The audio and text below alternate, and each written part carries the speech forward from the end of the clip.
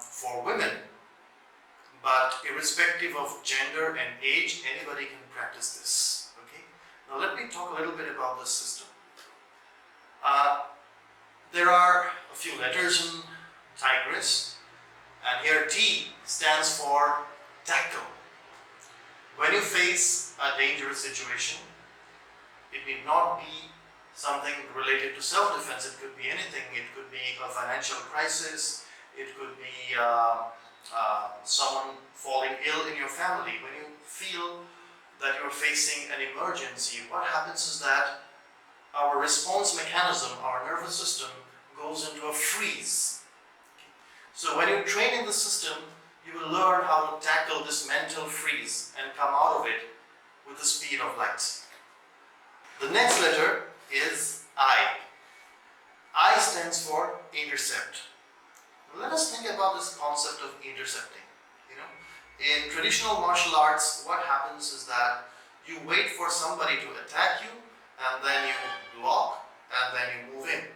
Well, here I will teach you how to predict an attack, and even before the attacker has launched his attack, he will intercept the attack mid-air, and he will launch a preemptive strike.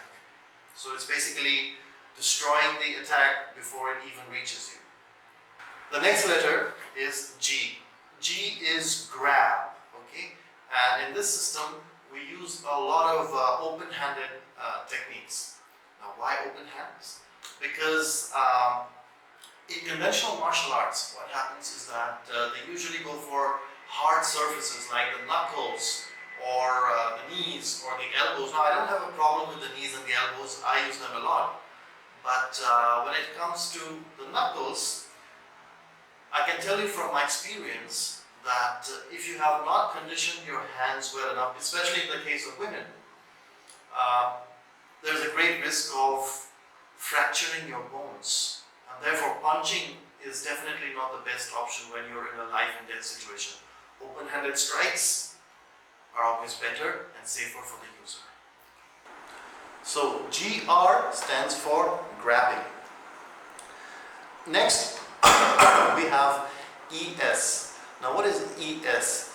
ES is to escape. Now in a life and death self-defense situation, we're not thinking in terms of scoring points and winning like in a traditional, let's say, boxing match or a karate bout or a taekwondo match for that matter. Here it's all about neutralizing the threat as quickly as you can and then getting away from that situation as fast as possible, because you never know. Initially you might be attacked by a single person, but then his friends might gang up on you, and that's going to be a very nasty situation. So escape. And finally, the last letter, S. S stands for survive. This is more to do with your mentality than with anything physical. It is the survivor's mentality, and I will talk more about this later in the course.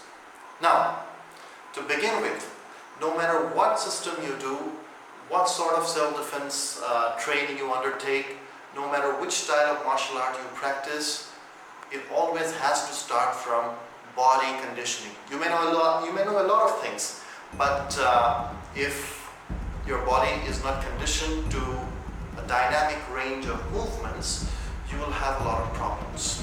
Okay? So we will start off with some basic warm-up exercises. And let me also tell you that given the status quo, given the pandemic that is raging in the world, I think these exercises will go a long way, even if you are not thinking of employing them on the streets to defend yourself. Even if you're staying in your houses, you can do them anywhere. You don't require any sort of equipment to do them, and they will greatly boost your immunity and internal strength. So let's start working out.